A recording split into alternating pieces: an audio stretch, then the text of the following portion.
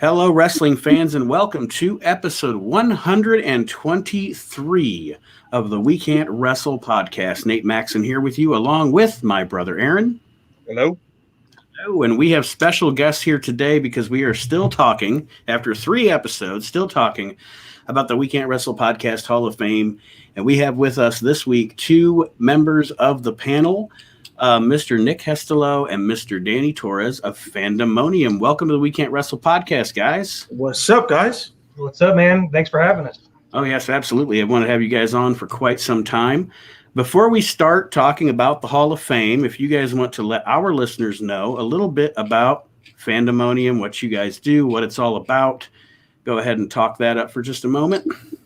Man, it's a good page for any wrestling fan to come on and just check out collections, and we get to hang out with some wrestlers every once in a while, and stuff like that. Is general collectors and fans. That's what it's all about. Danny? He said it the best. We made the page maybe 2 years ago. The members are great. We interact with the wrestlers and us. I mean, there's a lot going on. I love it. I definitely do love it. I know you guys have Pandemonium for a reason, because it's Pandemonium in there all the time, man. All day, all day.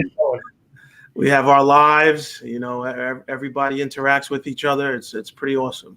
And I know that you guys recently had the Godfather on. Oh yeah. Yep, he's coming back pretty soon as well. Awesome. Well, that, like those guys said, if you are not a member on Facebook of Fandomonium, join up today. You will not regret it. I am a member, and I enjoy it. It's a really cool group on Facebook. That, again, is Fandomonium. So get there right now. What are you waiting for? No time like the present. What we are discussing on this week's show, of course, once again, this will be the 3rd and final installment of the We Can't Wrestle Hall of Fame.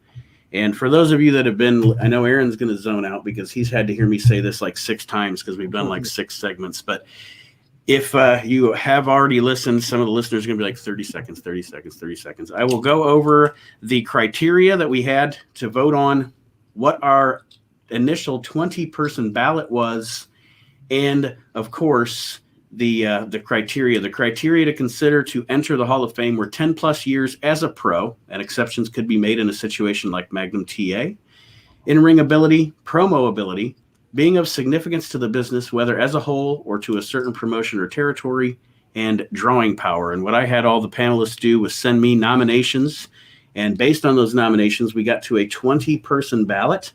That ballot was as follows: Hulk Hogan, Dusty Rhodes, The Undertaker, Roddy Piper, Bobby Heenan, Shawn Michaels, Ric Flair, Bret Hart, Steve Austin, Bruno Sammartino, Randy Savage, Paul Heyman, Vince McMahon, Sting, Andre the Giant, Ricky Dozon, Stu Hart, Gene Okerlund, Terry Funk, and Jerry the King Lawler. So that was your 20-man ballot.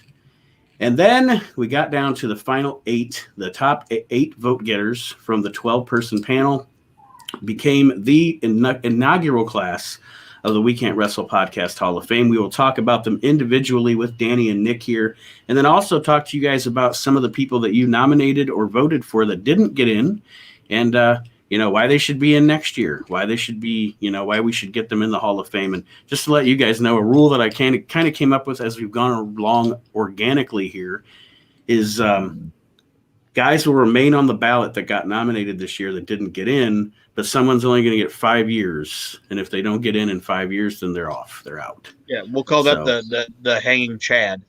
That was Chad Austin's. Yeah, that was Chad Austin's idea from ECW. All right. That's the hanging Chad rule. I like that. So the guys that got in, and we will again go over them with Danny and Nick individually: Hulk Hogan, Ric Flair, The Undertaker, Bobby Heenan, Andre the Giant, Randy Savage, Vince McMahon Jr., and Stone Cold Steve Austin. That wound up being the inaugural class of the We Can't Wrestle Hall of Fame.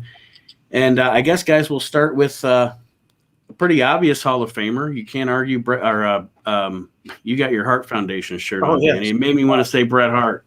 We will talk about Bret, though, for sure. But Hulk Hogan in the Hall of Fame, the inaugural class. What do you guys think? Well, I mean, it's Hulk Hogan. Like, he's got to be, in my eyes, he's got to be in the first, one of the first inductees. He's got to be for, you know, he carried the company for so long, for forever, you know, and then he had the first major babyface heel turn that I can recall seeing. So for me, that's an obvious choice. Mhm. Some people got lost. There he is. Okay, we're all back? Yep. I apologize. So Not bad. as far as Hulk Hogan, I believe he made wrestling. I mean, he brought it to the mainstream. When I was a little kid, I was born in '84, and Hulk Hogan is all I know. Right. Yeah. Right. Yeah. But it's like I've talked about on some of the other episodes we've done. He was the first guy. I mean, you could go back to Gorgeous George or something back in the 50s, but Hogan was really the first guy of the modern era of wrestling to transcend the business too. Yes. You know, and Aaron's heard me tell this story probably in every segment, but the thing that always sticks out to me is that I remember reading a story where a guy was in Africa. I think he was in like 88 or 89. And he would show people a picture of Ronald Reagan, and he would show people a picture of Hulk Hogan. They had no idea who Ronald Reagan was, but they damn sure knew who Hulk Hogan was. You know, Global sensation, man. Yeah. I mean, and the guy could wrestle too. If you've ever seen any of his stuff from Japan, you know, Exactly. people like to dog on him about doing the shtick, but the shtick was what needed to be done. It's what people wanted to see. You know. Yep. Go ahead. Yeah, I don't want to step on anybody because I've been on a couple of these, but talking about it being a worker, a worker isn't just about being able to do the moves and like, I don't want to say it. Like, it's not all about being able to do the moves. It's about selling. Mm-hmm. And Hogan is one of the greatest sellers in professional wrestling. Like, he would get beat down and beat down and beat down, just sell it and sell it and sell it. Yeah. And then do that Hulk up deal at the end of it. You know what I mean? Like, Yep. Hogan, for 80% of his matches, just got his ass beat. And then it was all about him coming back from it. You know, like nobody could sell a beating better than Hulk Hogan. Maybe Shawn Michaels, but Oh, you're yeah, right. maybe. I mean, His was over exaggerated though. right. Yeah. Right. Like, Hogan sold it believably. Like, he's getting his ass beat, and then he finally figures out the time to be able to block that Exactly. one last punch, and then he's in it, you know. Exactly. Like, And like Nick alluded he to, doesn't he doesn't get enough credit for that. and He doesn't like get Nick enough credit alluded for it to, because everybody wants to hate him.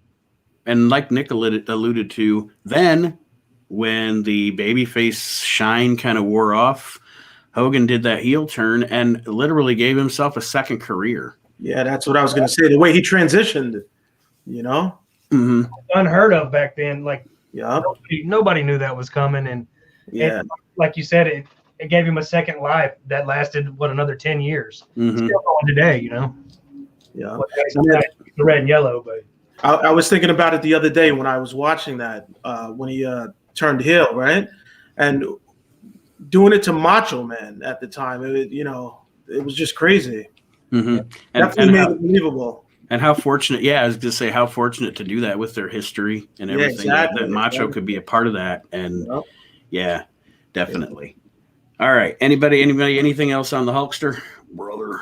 Hulkmania, brother. And Go ahead, Aaron. I said it on maybe a couple of these. Anybody, like, I was born in '83, and you said you were born in what, '84? 84, yeah. Nick, when were you born? 83. 83. With me. After Christmas. Like, Hulk Hogan is fucking professional wrestling, and anybody that tries to tell you that's in our age group, I wasn't a Hulkamaniac, is a fucking liar. You're a fucking liar. And Exactly. they just want to pose and be cooler than everybody else. We were all fucking Hulkamaniacs. Well, at our age, everybody you were loved that motherfucker. Or you were an Ultimate Warrior guy. Exactly. Yeah, I was always a Hulkamaniac. And anybody that says that Hulk Hogan didn't fucking with your take them away is a liar. with your little change in voice, like I love Hulk Hogan. Yeah. Anybody that says they didn't love him is a fucking liar. They just want to be cool. Yeah. I could still watch him to this day. I could turn on my network, just watch Royal Rumble 90. I love it. I could watch it. Mm-hmm. Like it like anybody that would be like, I don't like Hulk Hogan. The minute he walks into a room, every single one of us would be like, Jesus Christ, it's Hulk Hogan. Yeah, exactly. Bro, my 3-year-old son knows who Hulk Hogan is. Yeah. How about him cutting his promos? From what I learned recently, that they were doing it live. There was no recording it. No. Well, the way he cut it, man, he came with the energy. Remember? I mean, and there's something to be said for that too. Like Aaron was saying, first of all, it's not only about the wrestling moves. There are lots of great wrestlers that I thought are great wrestlers in the ring, but I mean, let's be honest. As good as he was, Fit Finlay didn't have the charisma to be, the top guy on the card. Yeah, And there's something to be said for that charisma too. And Barry Windham is a better worker than Hulk Hogan, but he's not Hulk fucking Hogan. Right. Exactly. Yeah. The next guy that we're going to discuss that got in, the Nature Boy, Ric Flair.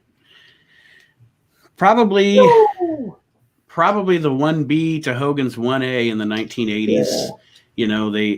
They were running neck and neck for a lot of the decade, and then the bottom fell out of the NWA and WCW. That wasn't Flair's fault. That was the people in charge. But Ric Flair, now we talked about Hogan not being the best quote-unquote wrestler.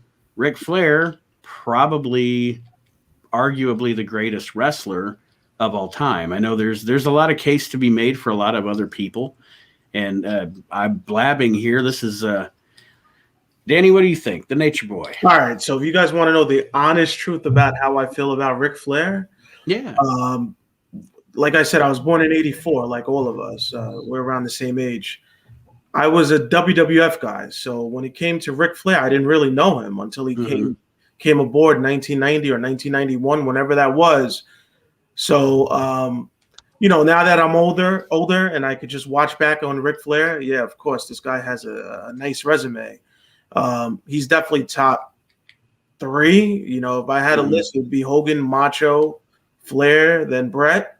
But as far as Flair, I mean, I can't really talk about growing up and watching him because I did not do that. But as far as respecting him, as I got older, yeah, I was watching Royal Rumble the other day. I don't know which one it was, but there's one thing I like about Ric Flair is when we were talking about the way wrestlers sell. Do you guys remember when he got hit? He would like stand up and walk funny and then do the face plant. Yeah, there's no one that did it better than him. So as far as Flair, I mean, he had everything. He had the entrance, he had the look, he could wrestle. I would have loved to see him start in '84 with Hogan in the WWF, and see where that would have went. But as far as Flair, like I said, I was a WWF guy. I didn't really get to know him. Even when he came aboard, I think he only stayed in the WWF for 2 years or whatever. Yeah, it was like I think August of '91 until January of '93. Yeah, exactly. So there really wasn't much there. He went out in like the 4th Raw, I think. Yeah. Mm-hmm. Third Raw. The 3rd episode of Raw, and lost that career match to Mr. Perfect. Yeah, but he was entertaining. I'm not going to take anything away from Flair. He was definitely one of those guys in the '80s that helped the business. Mm-hmm. Mick? Yeah, I'm on the same boat with Danny there. I was a WWF guy, and I didn't really see him a whole lot until he came out. The first time I remember him is in that Royal Rumble where he won the belt. But now, as an adult, I've seen a lot of his stuff, and man, to me, he's the greatest on the mic that there's ever been. Oh yeah, I forgot about that. And like he was saying, the way he sells stuff, when he did the little face plant, when he gets slung into the turnbuckles and he fly over the ropes and walk down the side, that was great stuff. And a star maker too. Like Sting in 1988 was. he had just come out of the UWF into WCW. He'd actually only been there for about less than 6 months, a virtual unknown. And then he got to go out and have a match with Flair on the Clash of the Champions opposite WrestleMania 4. Oh, And yeah. Flair made him a star. You know, I mean, just wrestling Ric Flair could make someone a star. Yeah, absolutely. And, you know, And Nate, sorry, I don't want to. I'm a huge Ric Flair guy. Sorry, guys, I don't want to like step over anybody. yeah, Flair is Aaron's fave. Yeah. All right. But even talking about like Sting, Flair would go out and give the big fuck you to the people that were trying to like hold him down a little bit. Like when Dusty had him, like Dusty tried to have him, and Dusty never made a imitation Dusty Rhodes, but Dusty made an imitation Nature Boy and made Buddy Landell the Nature Boy. And the minute they did that, Flair was like, okay, what do I want to do? George South. I'm going to have a 25-minute clinic with George South. And George South said, Ric Flair went in that locker room, looked at him, and said, hey, George. George was like, what's up, Rick? And he's like, tonight, you're Ricky Steamboat. And he went out there and had the same 25-minute match that he would have had with Ricky Steamboat with George South. And that match is on the network if you want to check It's on it the out. network, Yeah, and it's listen. fucking fantastic. I have to watch Flair- it because it's the first time hearing about it. Ric Flair is, without a doubt, the greatest living professional wrestler we have right now. What do you think he's about the what he's best? doing right now? Hmm? What do you guys think about what he's doing right now with what's her name, Lacey? I don't like it, and I'll tell you why I don't like it. All right, I would have been fine with the sugar daddy thing, but and this is one of the big problems with WWE right now. 6 months ago, they were just showing us Lacey Evans with her baby and her husband, and she's a loving family. You know, it's like they think we don't have an attention span at all. Like we're just going to tell the story in the moment, and nobody will remember that. Nobody will remember she loves her family. Who cares about her family? I mean, the story in and of itself is fine. It's just like I said, they picked the wrong lady to do it with because they just got done telling that heartwarming story with her 6 months ago. My problem with it isn't they didn't pick the wrong lady, because if Ric Flair's going to pick a lady on the roster, it's going to be fucking Lacey Evans. Lacey. Yeah. My problem with it is that they keep having Charlotte Flair being like, I don't like my dad. I don't like anything about you. But she still comes out to his music. She still wears his robe. Like, she's basically doing his gimmick. It's like, if you don't like your dad, why are you doing his fucking gimmick? Yeah, exactly. Yeah. The next guy, I mean, and I voted for him hands down, without a doubt, because based on the criteria that I laid out, I don't know that anybody could argue with this man, The Undertaker. Oh, yeah.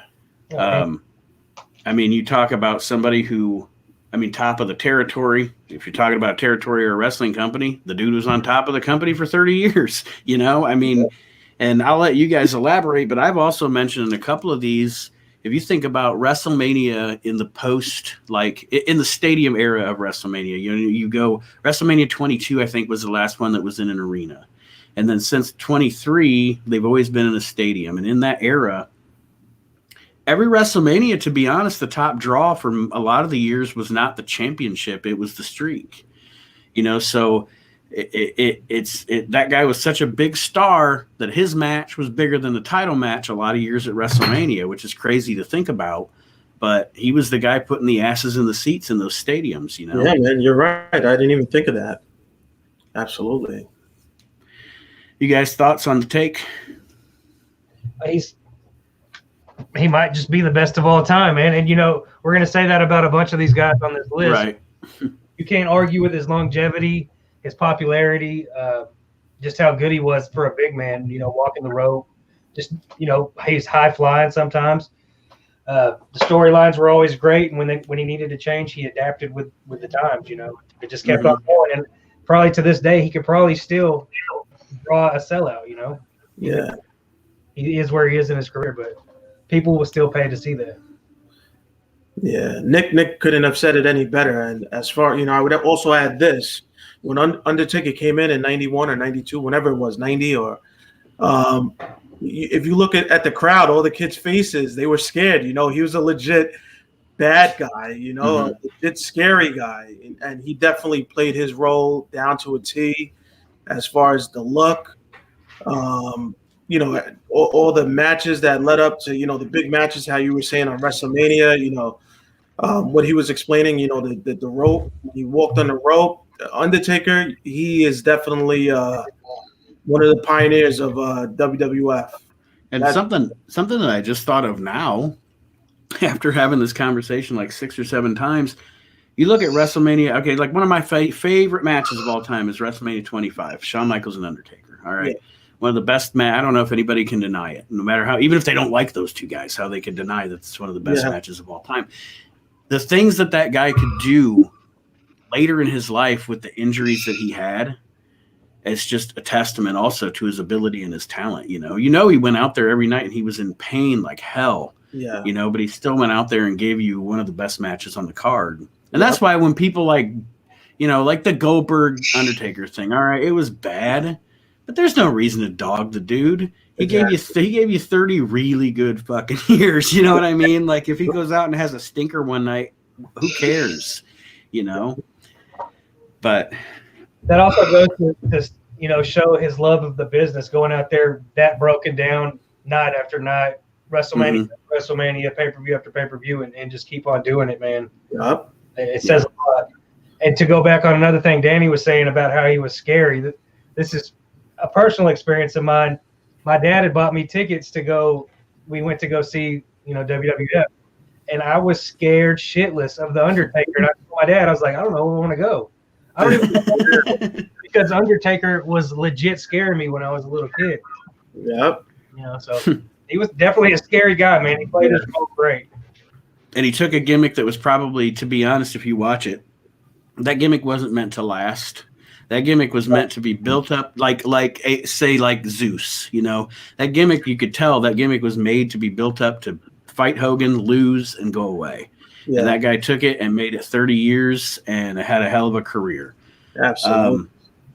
The next well, real quick, what I was going to say about Taker is also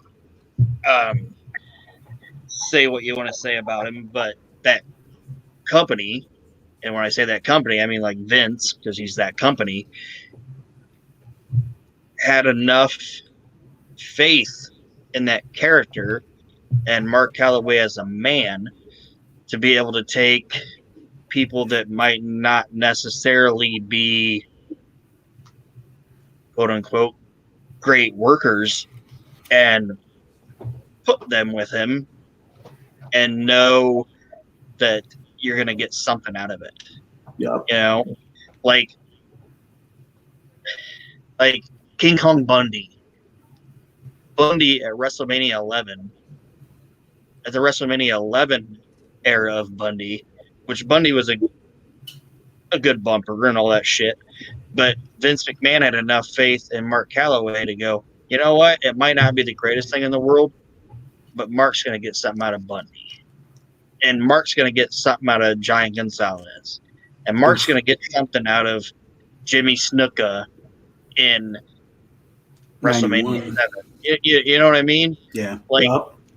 These guys might not be that great, but if you put them with Mark, you're going to get something out of it. Yeah. The next guy we got to talk. The next guy we got to talk about, Bobby the Brain Heenan, funniest motherfucker in the history of the business. Hands down, manager of all time. Mm-hmm. And we've actually had discussions on this show at times when you think about it from beginning to end of his career. He may be low key the greatest performer in wrestling history. He checks every single box. Yeah. But go ahead, guys. Bobby Heenan. To me, Bobby Heenan was Jerry Lawler before Jerry Lawler. He was definitely when he went to commentating, he was definitely for the heels. He definitely tried to embarrass the good guys. And I mean, he was pretty entertaining. As far as a manager, you know, he managed the greats, Andre the Giant. He's definitely up there, you know, with Jimmy Hart. To me, it's between him and Jimmy Hart as far as one of the greatest managers ever. But yeah, you got to give it to Heenan. You know, I miss the guy. He was definitely very entertaining. Mm-hmm. Yeah, he was great on the mic. He managed the best wrestlers. He, you know, everything he did was just great. I don't even know what I can say bad about the man. I don't think there's Nah, there really isn't. Like you can't. And Like, I mean, his could talk his for combo 7 with hours. I his could talk combo for with 7 Gorilla. hours. You know, his combo with Gorilla, and even at times him matched up with Vince. You know, he would give Vince the shit. You know, like and like Aaron said, he could talk forever about Heenan because I could talk for 7 hours about Bobby Heenan, man. He's we don't have that kind of time today, my friend. I know. I'm just saying. I could do that. But like, I think Aaron, I don't know if I mentioned it off air or on one of the recordings we did when we were talking about Heenan. If you watch that Royal Rumble 92 and Flair wins the title. Oh yeah. One of my favorite things Heenan ever did in that Roddy Piper starts to help Ric Flair during the match. And Heenan's like, oh, I take back everything I ever said. That's a kilt, Piper. It's a kilt. You're a great man, Roddy Piper. Piper turns on Flair, starts beating him up, and Bobby Heenan's like, you skirt wearing son. Like he just like, you know, in a minute and a half, and it's like a babyface turn and a heel turn, and it's so perfect. It's so good. That's awesome. Speaking of Bobby, the next guy that is inducted was a guy that Bobby is very, very intertwined with, especially in our minds and our generation of wrestling fans, Andre the Giant. That's the age of the world, man. The biggest guy that I can ever even remember, you know, Andre, he was great. He was a huge draw. Traveled the world wrestling, man. I mean, at one point, he was the biggest name in all of wrestling until Hulk Hogan. Mm-hmm. Wow. I wish we could have had more of Andre, honestly. Yeah. And I mean, it sucks that there isn't, because I read the recent biography that came out about him, and you read about all the territories he worked in the 70s and through the late 60s and 70s, and like Nick said, he was the biggest draw in wrestling before Hogan came around. It sucks that there's not a lot of footage of that. You know, we don't. All we get to see is the stuff with Andre from the WWF from like 1970 something on. There's not a lot of footage out there to see of him, you know, in Japan in the 70s and in Montreal and all that. To be able to see his career and when he was super mobile for his size, and I think it would be great to see some of that stuff. But unfortunately, it's lost to time. Yeah, it would be awesome. And like the same thing goes with Hulk Hogan. How you were saying, you know, they didn't know who Ronald Reagan is, but they knew who Hulk Hogan was. Same thing with Andre the Giant. Everybody knew who Andre the Giant was. Yeah. Aaron, anything on Andre? I just think the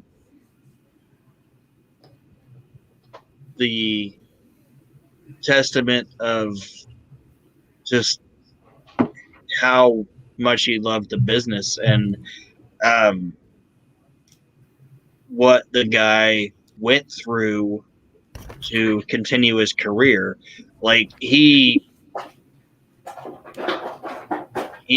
was a good worker, not a good worker. He was a great worker when he was younger and like in the 60s and 70s and everything, but is a testament to the man going through being 7'4" or whatever and sitting in the airplanes and going to Japan but he did it because he loved the guys that he worked with and he loved the profession that he was in. And Andre the Giant sacrificed so much in his life to be able to do that. And like, definitely, I don't want to ramble on, but you guys get what I'm saying?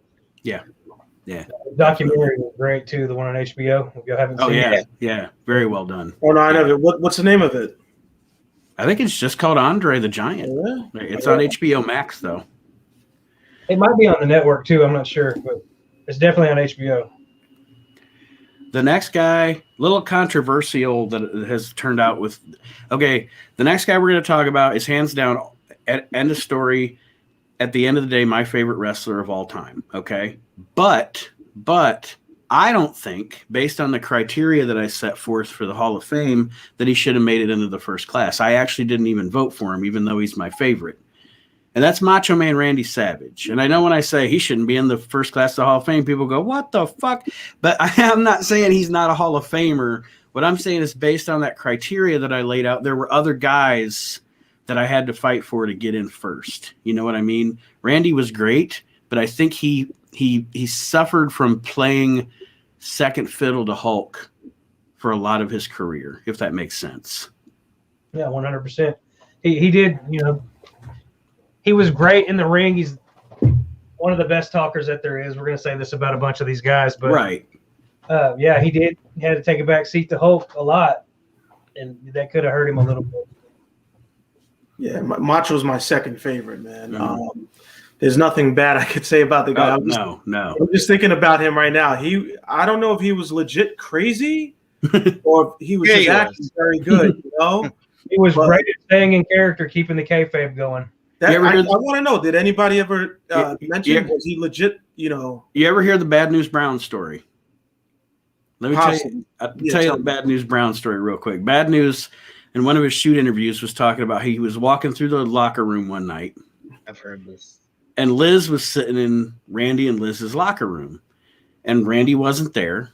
And Liz goes, hey, Alan, come on in, sit down, have a chat. She's trying to be friendly, Yeah. Bad News was like, fuck that shit. I'm not coming in there. I'm not even poking that dog with the stick. Oh, man. Yeah, no, Macho was great, man. From his entrance, he did everything. I'm imagining right now in my head, his matches, the way he would just jump off the top of the ring, out the ring. How he would jump over the top rope. To me, as far as wrestling, with the moves and everything, Hitman is number one and the Macho's number two. That's how I look at it. And I mean, you talked about the promos. I've mentioned this a few times lately on the show, but recently, one of my favorite promos ever is Randy at the Tuesday in Texas pay-per-view after Jake strikes Elizabeth.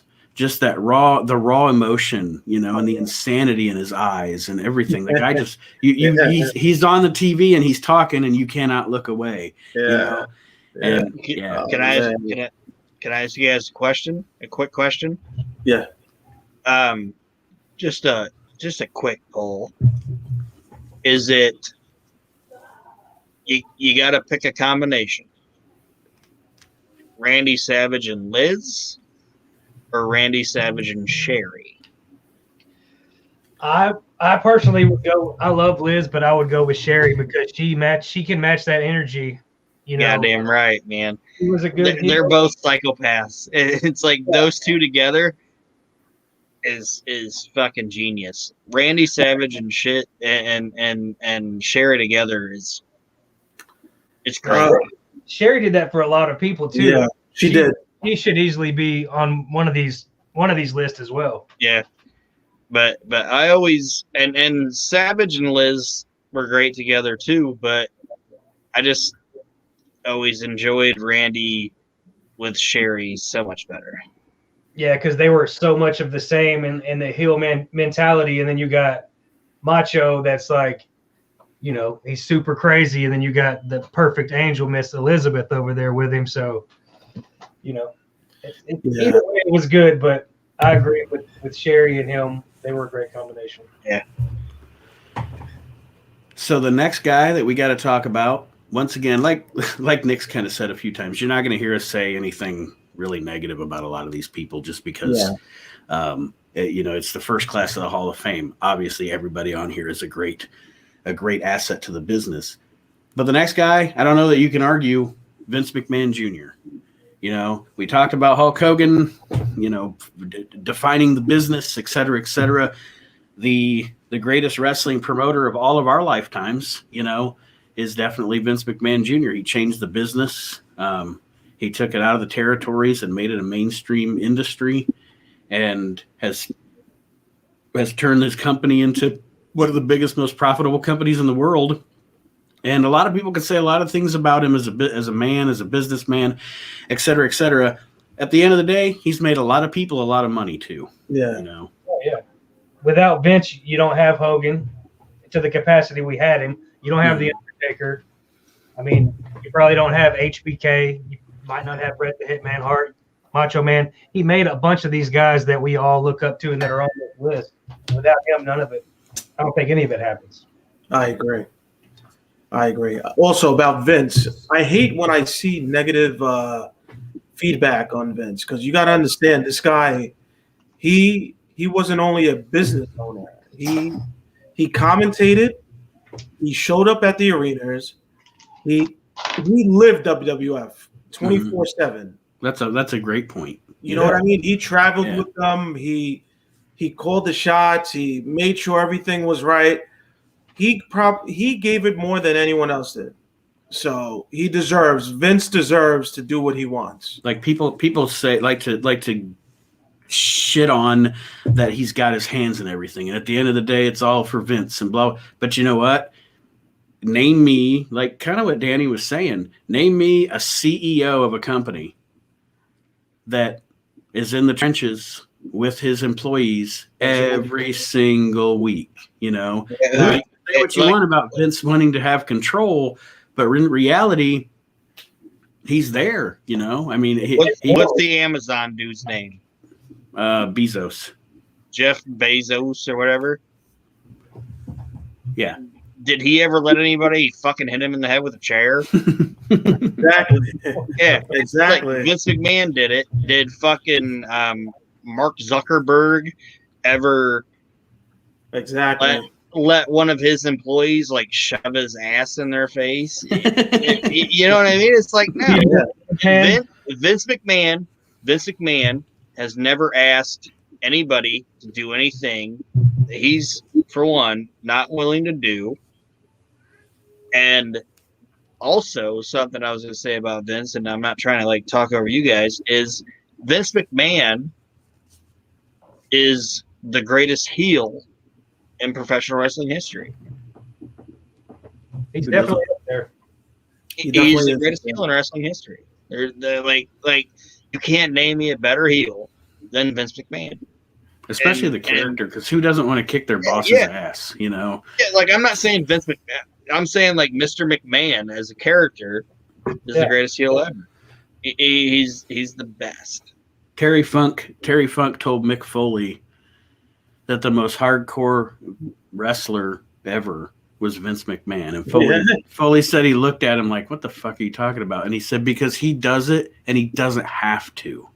You know, he could easily just sit there with his money and say, you guys go out there and risk your life and limb. But Vince went out there and did it. You know, he went out there and took the bump off the cage, or went out there and got busted open at WrestleMania 19 or what have you. So it's kind of something of what Terry said, you know, who's the most hardcore? It's Vince, because he doesn't have to do it, but he does it anyway. Look at it like that. Yeah. Yeah. 100%. He rubbed it off on his son too. Yeah. Man. And his daughter gets a bad rap. Steph gets a bad rap, in my opinion. It's because internet fans are. I don't want to go into internet fans. Anyway, I hate it. Yeah, we could do a whole episode on that. The last guy we'll talk about getting inducted here. You know, we started with Hulk Hogan. You sandwiched the whole thing with Stone Cold Steve Austin. Oh my gosh. Okay, what I just said right there. Vince is the best heel ever. Do you have a Stone Cold Steve Austin without Vince McMahon? No. No. I mean, you may have a Stone Cold Steve Austin that's like a Dr. D. David Schultz or something, but you don't have a cultural icon. Yeah. Steve Austin without the Mr. McMahon character. He's not interviewing people on the WWE network right now without a Vince McMahon. And I'm not saying Steve Austin isn't great. I'm just using that as my caveat. Danny, your thoughts on Stone Cold? Without Vince there, you know, that huge rivalry to where everybody really, really started loving Steve for beating his boss's ass, you know, that just wouldn't be there. And, man, there's nothing bad I could say about this man either, man. Mm. From when he was stunning Steve Austin all the way to the very end, even to now, you know, watching him on his podcast and his new show he's got going. Yeah. Great in every facet of the game, you know. Can't say nothing bad about him. Let me ask you guys something. Do you think WWF is around today without Stone Cold? They were It's about done. It's They were about around. done. It would be around, but it wouldn't be what it is. It would have never got as big as it's gotten. You know, there's probably no Rock at that point without Stone Cold. Yeah, because I mean, Vince told Brett, I need to downsize to be a northeastern regional organization again. He was broke, you know, in '97, and yeah, it's one of those things where it's a what if, you know, what if Stone Cold never rises up? What if after he gets his neck injured by Owen at SummerSlam, he never gets to wrestle again? Yeah, man. You know, I mean, just all those little things, those little puzzle pieces falling into place. And then also kind of, and it's not the same. It's not the same as Hogan, where Hogan was the big baby face and he turned into the big heel. But Steve almost has two careers too. You know, the Stunning Steve career, where he was one of the better workers in the ring, bell to bell. And then, you know, his injuries piled up and everything. But he took that and said, okay, for this Stone Cold character, I'm going to start to work a style that's different. Yeah. That I can work around my injuries. And he became more of a brawler, a badass brawler. Don't get me wrong. The matches were still great, but they were completely different than the matches he had as Stunning Steve. Yeah. Definitely adapted at the right time. And I mean, you could say he's right there in popularity with Hulk Hogan. Like people 10 years older than all of us are, that is their Hulk Hogan, you know? Right. I think he's still probably the biggest merchandise seller ever for WWF. I might be wrong. Don't quote me on that, but he is. Yeah, hands down. Yes. Okay. Yeah. I thought I was right there. I just didn't want to misquote something. You know? Well, talk about the King of the Ring. If it wasn't, trying to think, was it Triple H that got in trouble and then Stone Cold took his place? Yeah. Yeah, it was because of the curtain call. Like Nash and Hall were leaving. They couldn't punish Shawn because he was the champ. So Hunter had to eat shit and love the taste of it for a year. And he was supposed to win it, and Steve got put in there, and it was just happenstance. And it just took off from there. And Steve took it, ran with it, and did better than anybody else could. He took the King of the Ring and put down one of the best promos ever laid out, in my opinion. And it's like, yes, like Steve Austin, like Stone Cold Steve Austin is a character, but it almost isn't a character.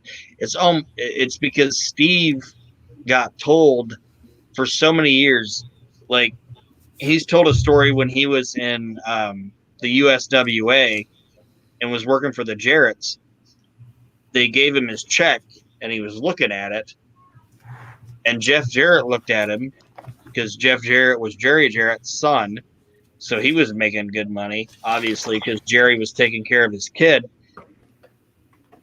Steve said he was looking at his check, and Jeff Jarrett looked at him and goes, "You can stare at it all day, buddy, but it ain't going to get any bigger." Oh, wow. That was his introduction into professional wrestling. And then he goes to WCW, and WCW works him forever. And then he gets hurt, and they fire him while he's hurt. And then he gets to the WWF, and they tell him, "You can't talk. Nobody's going to do anything with you." And then he gets thrusted into this spot. And then when he got in there, he was just like, fuck all of these people that told me that I can't do anything and I'm never going to be anything in this business, and I'm here now. And he just fucking turned it on and just fucking killed it. And to me, Steve Austin flipping people off and saying fuck you was actually Steve Austin, like Steve Williams the man, saying fuck you, I'm never going to let any people take this away from me again. I'm the best. I agree. Steve Austin's story, when you break it down that way, is fucking fantastic. Where is he on your list? On my list of like best wrestlers ever, Yeah, he's in my top 3. top 3. Yeah. I hate to burn this out, but he's also the same. Like we're talking about Andre and Hulk being super recognized. Mm-hmm. Same. Yeah. Everybody knows Culture. who Hulk is. Everybody. Celebrity death match, baby. There you go. Yeah. So that covers the hall, the class, the first class. I'm going to spend the last maybe 15 minutes here just touching on. I've got who Danny and Nick kind of nominated for the hall, and to talk about a few of the guys that you nominated and gals that didn't get in, and just quickly some reasons you think they should be. Or are you going to throw support behind them? And then I have a couple too that I'll bring up that I'm going to keep trying to get in as the years go on. But Nick, one I want to talk to you about that you nominated, and we talked about this in one of the episodes because we were talking about tag teams. And okay, how are we going to do this? Because we're brand new doing this thing. How are we going to work tag teams? So what I said was, okay, you got Shawn Michaels and Marty Jannetty as the Rockers, but we've nominated Shawn Michaels as a singles.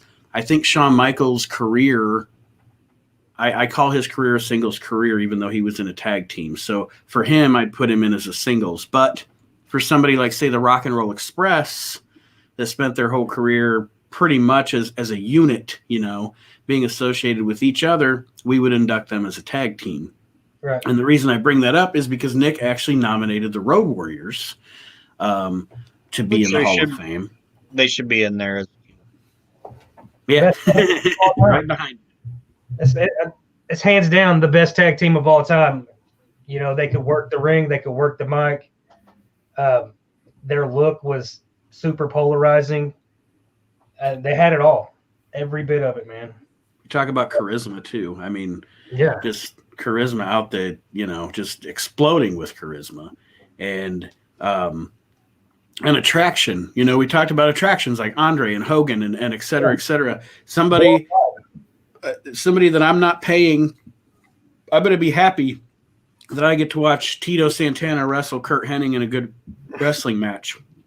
But I definitely am also there to see that attraction, like someone like the Road Warriors, the ones that are putting the asses in the seats. It's like if you ask somebody to draw a professional wrestler, they're going to draw Hulk Hogan.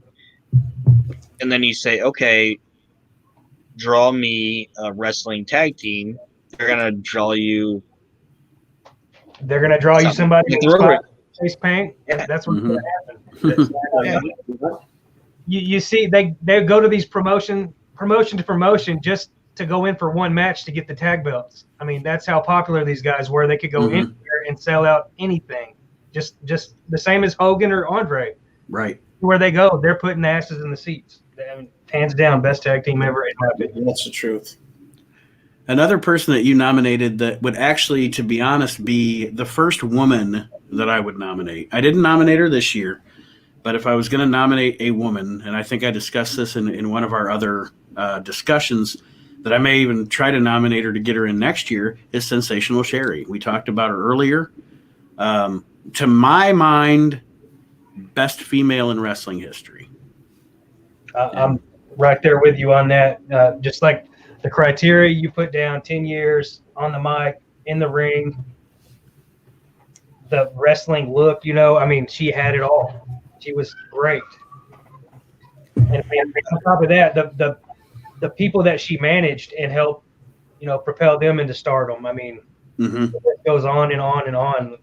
In my opinion, you're right. The greatest female in wrestling history. And one more that you nominated. Well, can I say? Can I add one thing about Sherry? Mm-hmm. What, in my opinion, makes her great is, and this might sound stupid, I don't know, but when somebody would bump her, you wouldn't think, "Oh man, that guy just beat up a woman." Yeah. You know what I mean? Like when she would get bumped, like when Jake like smacked Elizabeth, you were like, Jesus Christ, you son of a bitch, you just hit Elizabeth. You know, but when Sherry got bumped, you were just like, yeah, she probably deserved it. You know, it's like she was like a dude. You know what I mean? Like, does that make sense? Yeah, no, she fit right in with the guys. She had a super strong personality. That's how fucking tough she was. Yeah, she was great. And just one more I wanted to bring up that Nick nominated, and then we'll get to a couple that Danny did, and then wrap it up, is one that I think with some of the people that we've had on the panels might at this point, and I don't know why, because I actually agree with Nick on this one, might get a little resistance. Maybe because they're pining for guys from the 80s and the 90s or what have you. But Nick actually nominated Randy Orton. And I thought about putting Randy on my list because if I'm thinking about the entire scope of the history of professional wrestling, this dude has had a 20-year career. You know, he's wrestling now, so people I think still kind of have that mindset like he's a young, he's one of the newer generation or whatever. But literally, Randy Orton is in his career right now where Terry Funk was in 1994 when he was helping upstart ECW. You know what I mean? Like timeline-wise and everything. So when you think about Orton, in this modern time, he's a legend. And I think it's time to start talking about him being a Hall of Famer. 100%, man. He's another one of those polarizing guys that's had a great career from start to now. And in my opinion, he's the best worker in the business right now that's still working. Mm-hmm. He's great. He could be a good heel. He's a great heel. Let's go ahead and say that. And then he could also flip it, and he was an okay babyface as well. So, and his move sets are great. His mic skills are good. I mean, I love Randy, except when they have him in a luchador mask with a sunburn. Other than that, I'm good on it with Randy Orton. Like, halftime show. I'll say this about Randy, and it's the same thing I've said to a couple of my friends that are wrestling fans. It's the same thing I'll say about AJ Styles. Like, I've watched AJ Styles' entire career, and I've watched Randy Orton's entire career, and I've never seen them be bad. Yeah. Like, not like a bad guy. I'm just saying, like, I've never seen Randy Orton do anything where he was working. Like, he might have had a stupid storyline or something, but I've never seen Randy Orton have a bad match. Yeah, me neither. Randy Orton's fantastic.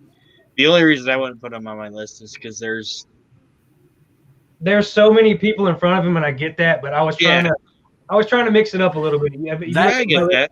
That's also what I think is going to be so fun about this as the years go on, because you're like now I've started looking at my list already for next year, and I'm like playing chess with it, like I want to get this motherfucker in the Hall of Fame.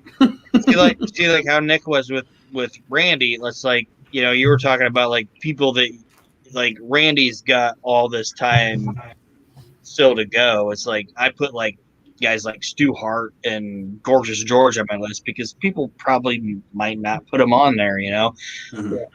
But eventually Randy should be on there, and Randy's honestly a great pick because that dude does nothing bad at all. Yeah, he's the last thing I'll say, and then Nate can move on. Randy Orton, to me, and this might be out of left field, is the Jake Roberts of his generation. That's a good comparison. I can see that. I mean, and I see that definitely from the promo ability and stuff. Like I said, I don't know. I always fall. Everything that he does means something. Yeah. And Jake did that. And I guess that's why in my mind, I compare him to Terry Funk too. Like I don't know. I just see Terry Funk in him a lot of the time. A different iteration of Terry Funk. But so Danny, a couple of the guys that you nominated that didn't get in this year that I wanted to bring up just to get your thoughts on that, just like we did there. And this one is another one I can see, especially digging back into his time in Memphis too, is Jimmy Hart. Oh yeah. I know you said he was right behind Bobby for you for favorite manager. Oh yeah.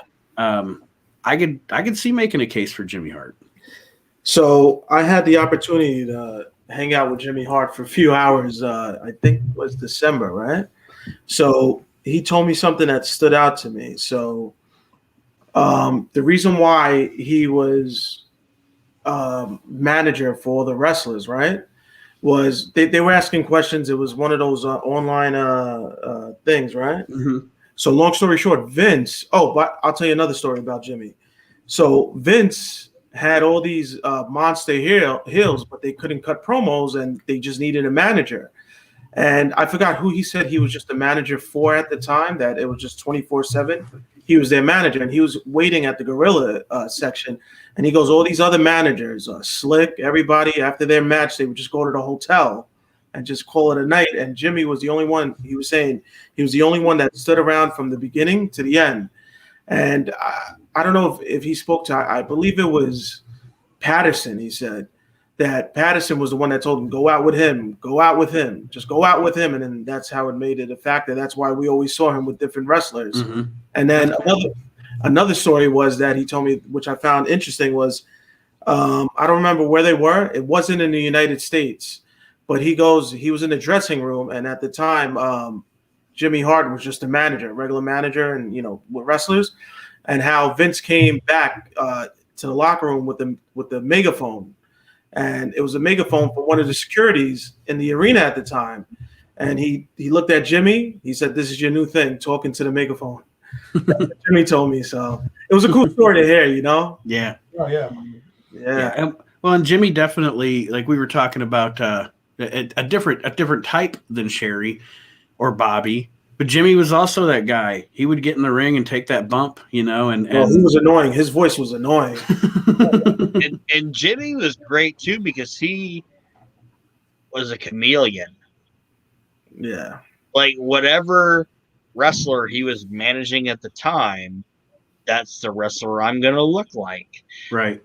It's like, okay, I'm gonna manage Honky Tonk Man now. Okay, I'm gonna wear Honky Tonk Man's outfit. And now I'm gonna manage the Nasty Boys. And now I'm gonna dress like the Nasty Boys. Like he changed outfits and he accentuated the people that he was working with instead of attempting to somewhat overstage them. He accentuated what his team was. Yeah. And another reason why, Nate, is I wanted Jimmy Hart in the Hall of Fame was because of Jimmy Hart. I mean, a lot of these wrestlers, I got to be careful how I word it, but he made a lot of their songs. Demolition, he made Demolition's music. I think he made like everybody's, but Hulk Hogan's, it seems like, right? Yeah, him and Jim Johnston collaborated on a lot of that WWF 80s. He made Shawn Michaels. He made the Nasty Boys. Shawn Michaels, Bret Hart's. And it wasn't Jim Johnson. It was the other guy.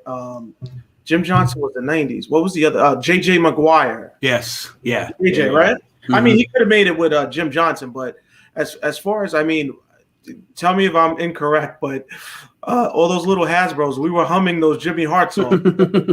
Right? He's a honky tonk baby. Yeah. So without the music, and that's my problem with today's wrestling. I'm sort of a loser the way, my excuses of not liking today's wrestling, but a lot has to do with the character and the lack of music. It all sounds generic. It sounds like video game music. Mm-hmm. When that shit hits, who's coming out. Yeah, so Jimmy Hart, he definitely made his mark in WWF. I feel that the way Vince McMahon, how he played a huge role, Jimmy Hart was right there with him. And one more that I will bring up that Danny nominated, and I can see this guy too, because we talked about Hulk Hogan earlier.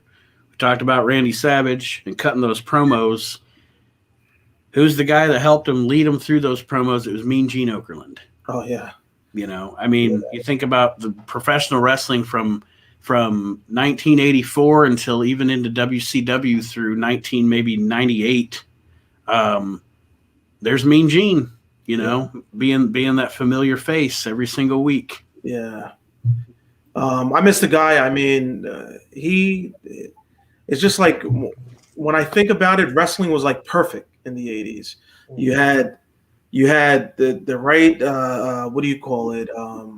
The characters. You had the right gimmicks. You had everything that needed to be. You had the monster heels. You had the monster managers. Then you had Mean Gene, and everybody looked forward to those promos. And who to lead it? Mean Gene. Mm-hmm. So I feel that he had a great impact. It was great. It really was great to have him. He felt like a family member to me, man. Like, hearing his voice, it's like when we lost him, man, that one was one that hit me really hard, man. Yeah. He felt like such a big part of me growing up. Mm-hmm. I feel that way about Gene, and I feel that way, and I don't know how about how much earlier NWA and stuff you guys have watched. Bob Cottle. I feel that way about Bob Cottle too. The guy that used to commentate for Mid-Atlantic and then WCW in the early days. When he introduced, I don't want to get off on a tangent. We're going to sign off, I swear. But when he introduced a wrestling show, he would always say, "Hello, wrestling fans," and then go into his thing. Hello, wrestling. Welcome you to. That's actually the reason I say, "Hey, hello, wrestling fans," when I start this show is an homage to Bob Cottle. Just because, hey, welcome in, like you were saying about Gene being a family member. Welcome in. I'm going to be the voice to lead you through this violence for the next hour. And Gene was great because he storyline or kayfabe wise, whatever you want to say, it was these wrestlers might be insane and they might want to beat the shit out of everybody else, but when Gene shows up, he's just like, "Hey." And then the wrestler's like, Gene's talking to me right now. I better the respect. Yeah. Like nobody just smacking Gene around, you know what I mean? Like, he'd get his lawyers anyway. That's what he'd always tell I'll me. get my lawyers. Like Gene was like the only guy that could look at these wrestlers and be like, shut that shit down. Talk to me right now. Yeah. And he came with excitement. Yeah. And he was great at, even better than Bob Cottle, and I love Bob Cottle, but even better than him, Gene was fantastic at keeping those guys on point. Mm-hmm. Keeping the interview, okay, we got a minute 30. Let's do this. Yeah. All right. Well, that being said, the third and final third and final episode of the Hall of Fame series of the We Can't Wrestle podcast. Nick, Danny, I want to thank you guys so much for joining us this week. Appreciate it. Oh, thanks for having us, man. And now that we've done it once, you guys. Yes. Now that we've done it once, maybe we can do it again sometime. Can't wait. All right, man. We're always ready. Yes. And like we said at the beginning of the show, don't forget it on Facebook. Join Fandemonium. Hook up with that group. It is a great place to be. And thank you, everybody. I'll join as soon as we log off of here. There you go. Come on. Thanks a lot, guys. Thank you. Have a great week, everybody. Have a good night.